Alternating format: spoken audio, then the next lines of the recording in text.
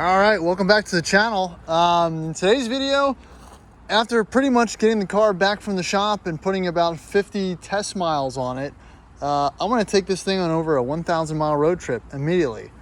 What could go wrong? Well, before we do that, I just put the finishing touches on it. I finally got my plates in, and then I added the factory roof racks, which luckily I was able to purchase from my buddy RVA Rover. Check out his channel. And my Yakima space booster that I had on the Classic. So again, with this truck, everything that I've done is pretty much purpose built, from, you know, the actual choice to pick an LR3, to the tires, to the wheels, downsides of the 18s. I mean, the versatility of the Coopers, to even the roof box. That is loaded with stuff. So we're gonna go to a wedding up in Pennsylvania. So it's about a 5-hour drive up 95. So we're gonna test how this thing does on the highway, test the miles per gallon, road feel, and pretty much, you know, comfort and whatnot. And we're also kind of gonna talk the issues that the truck still has right now. So, like I said, not for show. Let's see what I got shoved in here, if it will open. Let me put the camera down. There's the merchandise. We got the brand new weed eater, direct drive, the chainsaw, the rake, pretty much everything we're gonna need to really get into the yard work at the cabin, which we're gonna go straight from the wedding in Pennsylvania right to the cabin in the wintergreen area. If I can get this to close. Oh man. So issues we're gonna be fighting on the way up. I found out last night, so the things we're fighting at the moment. The hood latch and the hood sensor, I guess you could call it, will occasionally go out, and it'll say the hood's open when it's not. It's latched, it's fine, it blinks.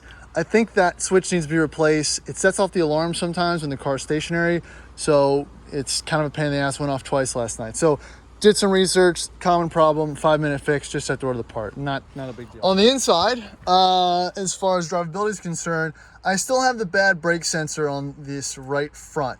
Again, it's a $10 sensor. I just have to put it in. But until then, it's going to show the orange brake warning, which is not the red one. Still safe to drive. I just want to have cruise control. Also going to be kind of annoying. And the next one will be the tire pressure monitor. Obviously, the steel wheels aren't equipped to properly speak to the truck's internal sensor. So that's going to be on until I figure out how to program it out. But other than that, I've got a full tank of gas.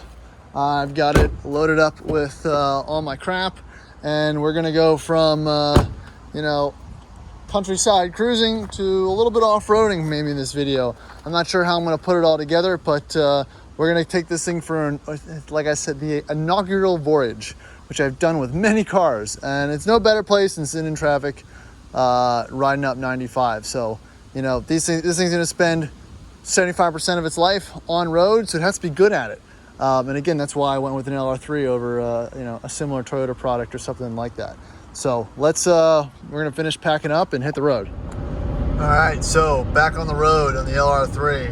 If you notice, I've already ticked over 165,000 miles, and we're accompanied by our two favorite lights, like I mentioned in the problems portion before this, tire pressure monitor and the brake pad wear sensor light. Both of which are pretty irrelevant and can be programmed out, but I'm not too worried about it. Again, I've got the roof carrier up top loaded with stuff that doesn't really have a whole lot of wind noise, which is nice. Averaging, what is that, 13.3 mpg, something like that. Not terrible. I think I'm doing better than that, honestly. With the tires that I've kind of upsized, you know, the speedometer is a little bit slow compared to my actual speed readings. That might be throwing that rating off, but we'll see. It says I've gone 76 miles and burned a little over a quarter tank, which isn't terrible, but it's not great. But again, this is a heavy car, off-road tires, slightly lifted, rooftop, you know, wind resistance deal up there, which is going to hurt me pretty bad. But luckily, you know, everything else is fine. The tires are pretty well balanced. I got a little bit of shimmy around 80, but a couple of these steel wheels have a slight bend in them, not terrible, but I could probably rotate them around in a position that better suits highway travel. But it's all good so far. But again, I make this trip often. I've done it in the BMW many times, my old Volvo, and this is the first time that I've got cup holders, I've got Bluetooth, that came standard, but it's quiet, it's nice, it's smooth, it's comfortable. I'm just using a little more fuel than I usually do. It is kind of annoying not having cruise control with the sensor out, but everything else is great. I mean, I've got plenty of junk back there, totally loaded down, and this really just kind of proves how well-rounded the LR3 is. It just blends in and can handle pretty much any situation. The brakes feel fine. The transmission, I mean, it's a 6-speed. I think it's a ZF. Super buttery smooth. These trucks have pretty robust transmissions, but when they go, they go. You see a lot of them for sale with bad transmissions, which usually it's not the actual transmission itself, but that's that's something that can be saved sometimes. But mid-trip update, obviously still on 95, probably got 4 hours in traffic left to go, and we're doing good. Like I said, I bought this car after it sat for a year.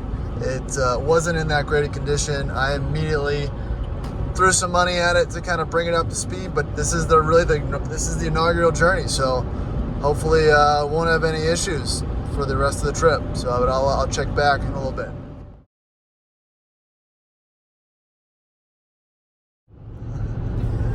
Yeah, I heard that one. All right, well, we're still en route. Can't see the readout here.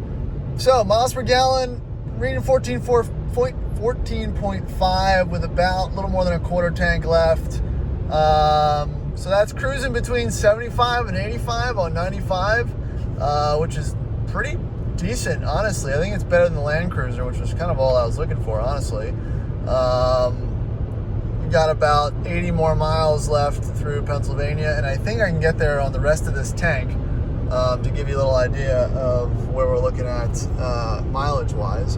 And this isn't the most interesting video information, but if you're looking at one of these, some people are a little more, there's not a lot of data that suggests like what you get real time, especially with a truck with 160,000 miles on it. So other good news, the Xeon headlights this thing comes with are really bright, really great.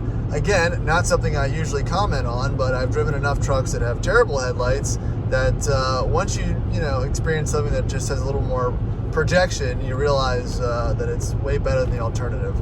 That's pop the high beams there. So yeah, does the job. Other than that, super comfortable, no issues.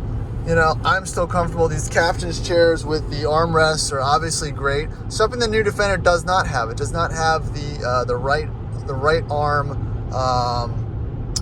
the right arm adjustable armrest that Rovers have had probably really since the beginning. So that was an interesting takeaway or cost-saving measure. At least in the model I was testing, it might be an option on some of the other ones, or save for the Range Rover. Who knows? So. But that's probably going to be enough for me for the night. I might do a walk around once I get there. But again, inaugural journey, 300 miles down.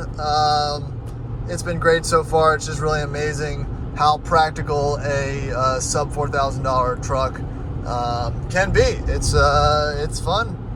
It's amazing what you can get these days for the money. So I'll check back probably tomorrow morning.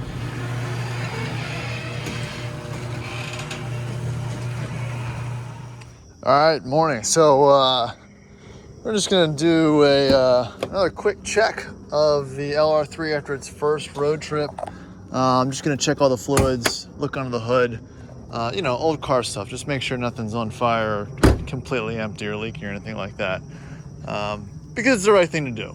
I usually don't do it, but since I'm gonna still have another 600 miles to go between a couple destinations, I'm just going to check the oil, check the coolant, and make sure we're still good to go.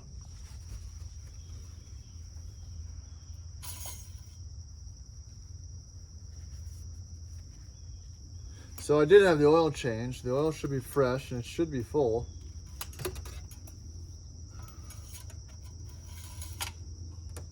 And, hopefully that's the case. All right, so, all right, if you look at the max, we're pretty much there. It looks clean, looks healthy. Not mad about it, just gonna check it one more time. You know, this truck, when I bought it, had a coolant smell. We replaced this reservoir. The previous owner believed there was a slight leak, and I looked up some history on those tanks, and it does,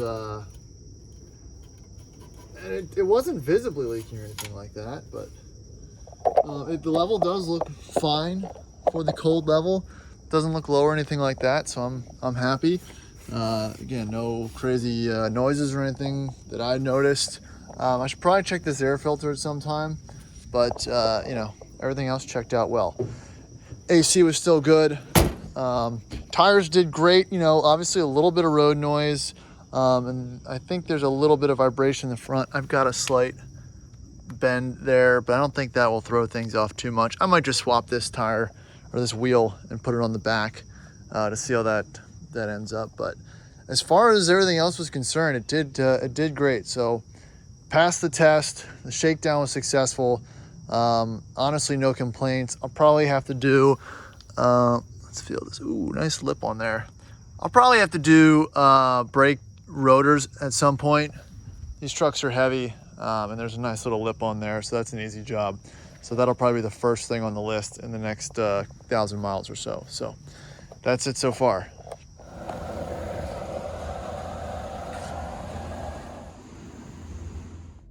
All right, so it took about 18 gallons exact. We're gonna divide that by 257, and we'll see where we're at mileage-wise.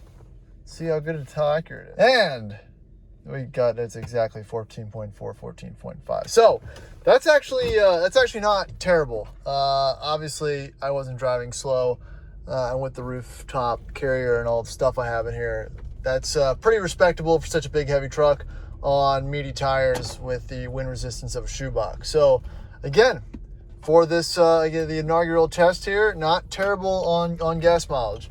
I was hoping for around 15 or 16, but I can't complain under those conditions, especially with the AC run and everything going. So not bad results. And on to the next one.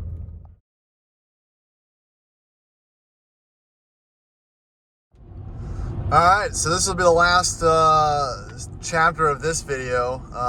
The next one will pick up actually at the cabin on the road, and we'll run through the truck and the house in a different series.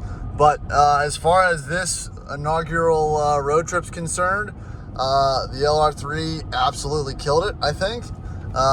You know, running 70 to 85 miles an hour, truck full of stuff.